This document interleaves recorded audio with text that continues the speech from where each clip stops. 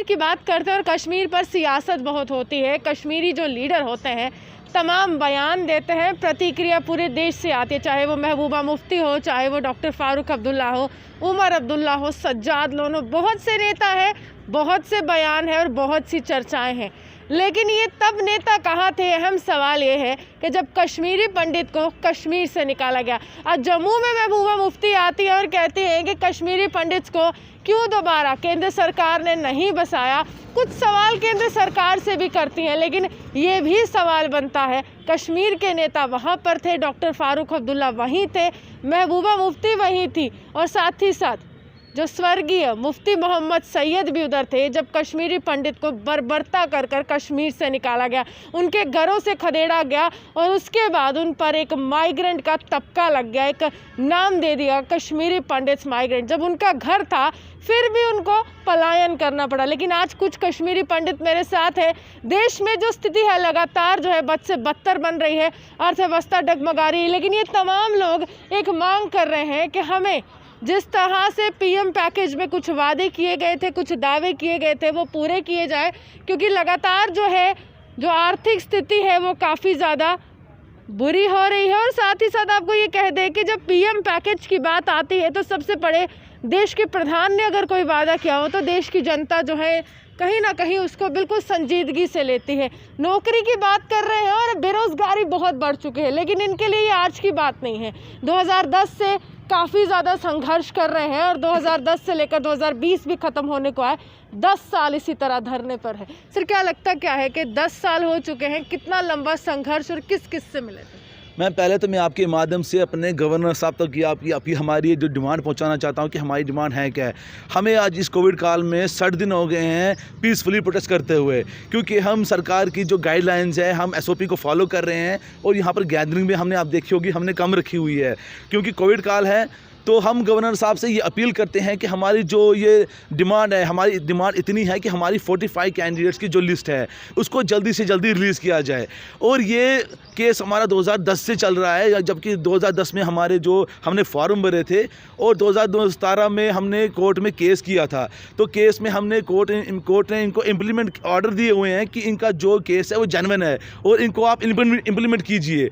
पर मुझे समझ नहीं आ रही है, आज हमें 10 साल हो गए हैं, गवर्नमेंट हमें लटका रही है, एडमिनिस्ट्रेशन कभी इस प्लेट इधर जाओ कभी इधर से उधर जाओ। तो हम 10 साल से यही कर रहे हैं और अब हमें इतनी शक्ति नहीं है कि हम इधर से उधर जा सके, क्योंकि 10 साल एक काफ़ी लंबा पीरियड होता है। इसमें कुछ लोग ओवर एज भी हो गए हैं, कुछ होने वाले हैं।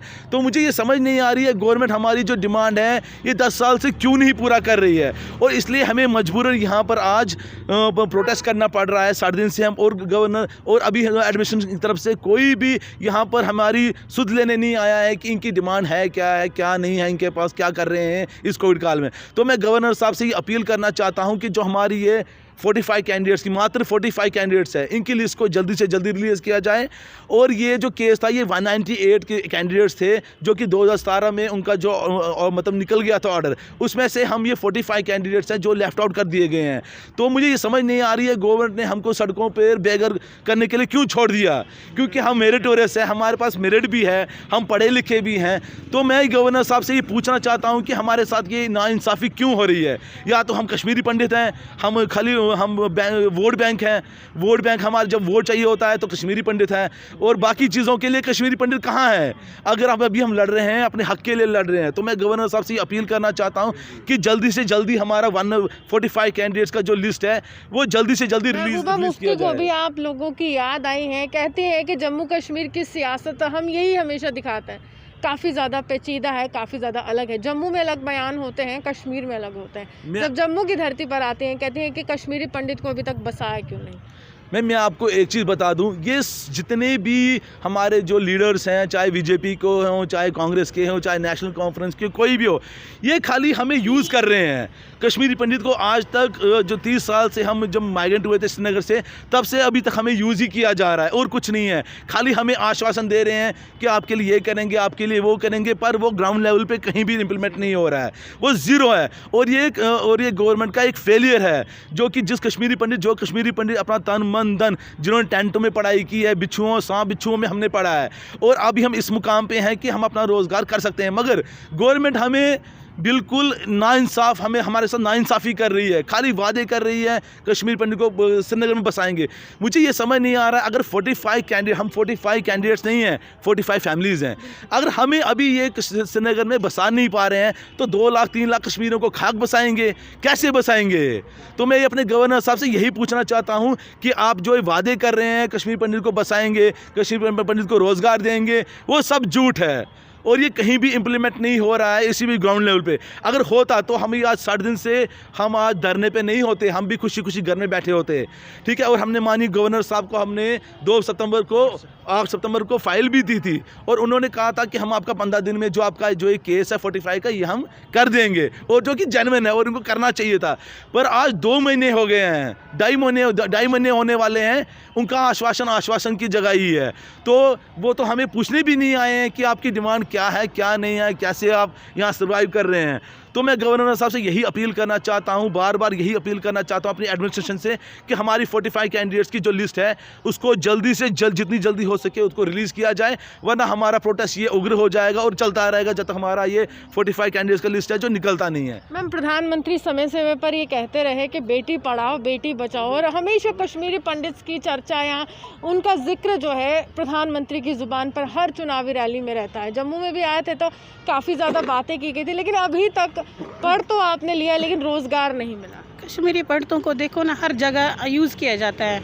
अगर हमें अपना हक था, मतलब गवर्नमेंट हमारे हक को क्यों नहीं देखती है? हम भी बेटी है, बेटी बचाओ बेटी पढ़ाओ तो ठीक है, पर हम भी बेटी है, हमने भी पढ़ा लिखा है, हम तो किसी का कुछ छीन नहीं रहे हैं ना, हम अपना हक मान रहे हैं। सुबह हम यहाँ आते हैं, फिर हम जाते हैं, फिर यही तो करते आए, 60 दिन हो गए। कम से कम हमारे बारे में भी कुछ सोचे, गवर्नमेंट को फ़र्ज़ है हमारे बारे में सोचो। हमारे 45 कैंडिडेट्स जाना चाहते हैं, कश्मीर जाना चाहते हैं, अपने वहाँ पे हम उन भाइयों के साथ अपना काम करना चाहते हैं, क्यों नहीं हमें जाने देते हैं? क्यों हमें रोक के रखा है इधर? हम परेशान हैं, हमारी फैमिलियाँ परेशान हैं, हम करें तो करें क्या? जाए तो जाए कहाँ? 60 दिन हो गए, ये कोई मामूली बात नहीं है। 60 दिन हो गए, कम से कम कोई यहाँ पे आया ही नहीं हमें देखने के लिए। भाई आप यहाँ पे कोविड काल में है, छोटे बच्चे घर पे छोड़ते हैं, परेशान है, हमारे बच्चे परेशान हैं, हम परेशान हैं, कोई कम से कम देखो हमें यहाँ पे क्यों है, क्या कर रहे हैं। अब 45 कैंडिडेट्स के लिस्ट को अगर रिलीज़ किया जाए, मैं गवर्नमेंट से अपील करती हूँ कि हमारी लिस्ट जल्द से जल्द निकाला दिया जाएगा ताकि हमारी ये परेशानी दूर कर दे। बस सर, कोई भी चुनाव होते हैं तो सबसे पहले अगर नज़रें होती है कश्मीर के सियासतदान की, वो कश्मीरी वोट बैंक पर होती है, कश्मीरी पंडित्स का होती है। हाल ही में डीडीसी के भी चुनाव हुए, काफ़ी ज़्यादा यहाँ पर कहा गया कि रुझान यहाँ पर होना चाहिए कश्मीरी पंडित घर से निकल कर आए, लेकिन उन्हीं लोगों के लिए ना तो नौकरी की कोई बात कर रहा है, ना रिहेबिलिटेशन की बात कर, तो कितना बुरा लगता है कि हर चुनाव में कश्मीरी पंडित याद आता है। देखिए, कश्मीरी पंडित सन 1990 का कश्मीर से जब विस्थापित हो चुका है, वो किसी अड़ोस पड़ोस ने नहीं निकाला उसको अगर निकाला है due to reason of burst and corrupt जो हमारी सियासतदान है, उनकी वजह से हमें निकलना पड़ा और हमें निकाला गया। अगर वो ईमानदार होते, अगर वो सही होते तो आज हम सड़कों पर नहीं होते। ये वही बच्चे हैं, मैं वहाँ जा रहा हूँ, फिर अभी आपको मैं दे रहा हूँ, ये वही बच्चे हैं जिन्होंने उस मुसीबत में दिन गुजारे हैं। आज जो है पढ़ लिख के आज के डेट में सड़कों पर बैठे। It is Shem for the nation, it is Shem for the government. इनको कम से कम ये तो देखना चाहिए, जिस कश्मीरी पंडित ने देश के लिए इतना कुछ किया और वो आज जो है सड़कों पर बैठा है, ये तो शर्म की बात है। और जो कि 2008 में सरदार मनमोहन सिंह ने पैकेज दिए है कश्मीरी पंडितों को पर फैमिली के लिए, ये रिटर्न एंड रेपुटेशन पॉलिसी थी, उसमें जो है 2010 में इम्प्लीमेंट हुई है। 2010 के बाद 2012 तक इनको लटकाया गया। 2012 में इन्होंने कोर्ट को दरवाज़ा खटखटाया। 2012 के बाद 2017 में कोर्ट ने जजमेंट दिया, जो स्टेट गवर्नमेंट थी तब स्टेट गवर्नमेंट को इंडिकेशन दी कि भाई इनको जो आप एम्प्लॉयमेंट दे दीजिए, पूरा जो बाज़ाब्ता उनके जो है लिखित है पूरा। जबकि स्टेट गवर्नमेंट ने जितने भी जो है SSRB से है, जितना भी जो इनका कैबिनेट डिसीजन से पहले, मतलब कैबिनेट डिसीजन भी हुआ है इसमें, और ये जो है इनको जो आप एम्प्लॉयमेंट दे दीजिए। इनको इसलिए नहीं लगाया गया चूँकि इनके पास पैसा नहीं था, इनको इसलिए नहीं लगाया गया चूँकि इनके पास जो है कि कोई पोलिटिकल अप्रोच नहीं था। अगर इनके पास ये दोनों चीज़ होते, आज ये भी जो है 3 साल से 4 साल से सर्विस कर ले होते। लेकिन सरकार की नीति साफ नहीं है। सरकार चाहती है कि जैसे आज की डेट में कश्मीर में कश्मीरी मुसलमान गन उठाता है, गन उठाने के बाद उसको नौकरी मिलती है, तब उसको नौकरी मिलती है। गवर्नमेंट ऑफ इंडिया चाहती है कि कश्मीरी पंडित गन उठाए तब इसको नौकरी दिया जाए, क्योंकि अभी तक मुसलमान मुसलमान कहा जाता है, आज कश्मीरी पंडित पंडित कहा जाता है। मुझे बताए, जब भी जो भी इलेक्शन हुआ, जितने भी काम हुए देश में, कश्मीरी पंडित ने कब जो है कि आपने देश के खिलाफ बोला या आपने कहीं पर कुछ गलत बोला है? हमने हर समय अपने देश की कदर की है, हमने हर समय अपने देश को माना है, लेकिन देश के सियासतदानों ने हमें यूज़ किया एज ए डस्टबिन। अब रह गई बात कल की जो इलेक्शन की बात है, वोट कौन डालता वहाँ पर? मुझे बताइए, जो बच्चे आज 60 दिन से यहाँ पर बैठे हैं अपने मांगों को लेकर, ये तो सरकार को पहले कोड ऑफ कंडक्ट से पहले ये करना चाहिए था, क्योंकि जो बच्चे 60 दिन से बैठे हैं, सरकार के कानून में क्या आवाज़ नहीं पहुँची है? जो बच्चे अपने हक के लिए, जबकि कोई ऐसा नहीं कर रहा गवर्नमेंट ऑफ इंडिया या स्टेट गवर्नमेंट। जिस समय कश्मीरी पंडित विस्थापित हुए, उस समय 20,000 पोस्टें थी हमारे वहाँ पर, वो कहाँ गए? उनकी तरफ किसी को ध्यान नहीं है। ठीक है, आपने पैकेज की तरफ से दे दिया, ठीक है, अच्छी बात है, लेकिन वो दो तो सही। 45 बच्चे मात्र, यदि आप एडजस्ट नहीं कर सकते हो, आप क्या खाक करोगे पूरे कौम को?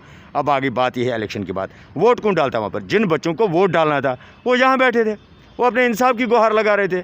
तो मुझे बताइए, वोट कहाँ से पड़ता? मात्र आप देख सकते हो 4800 वोटों में से मात्र जो है 32 वोटें पड़े, जिसमें कम से कम कुछ नहीं तो जो है कम से कम जो है 50-60 लाख रुपए का खर्चा आया होगा। मुझे बताइए, वो पैसा तो हमारा है, क्यों गवर्नमेंट ऑफ इंडिया ऐसे फालतू का पैसा वेस्ट कर रहे? वो 60 लाख में जो है कम से कम 60 बच्चे आबाद हो जाते, 60 बच्चों की जो सैलरी निकल जाती है कम से कम 10 साल की। लेकिन नहीं चाहती है सरकार ये चाहती है कि कश्मीरी पंडितों को ऐसे एज ए डस्टबिन यूज़ किया जाए। चलिए, शुक्रिया। साफ तौर पर ये तमाम लोग पिछले काफ़ी दिनों से इसी तरह से सरकार को जगाने की कोशिश कर रहे हैं, प्रशासनिक अधिकारी को ये बताने की कोशिश कर रहे हैं कि विस्थापन की मार ये झेल चुके हैं, वो काफ़ी मुश्किल समय इनकी ज़िंदगी का रहा, लेकिन उभर कर आते हुए यही कहना चाह रहे थे कि हमें अपने पैरों पर खड़ा होना है। लेकिन फ़िलहाल इनके लिए कोई भी रोज़गार का साधन यहाँ पर दिख नहीं रहा है और भ्रष्टाचार की भेंट इन सब का भविष्य चढ़ गया है। इसी के साथ जर्नलिस्ट पारस के साथ मैं रूहानी आपसे विदा लेती हूं। नमस्कार।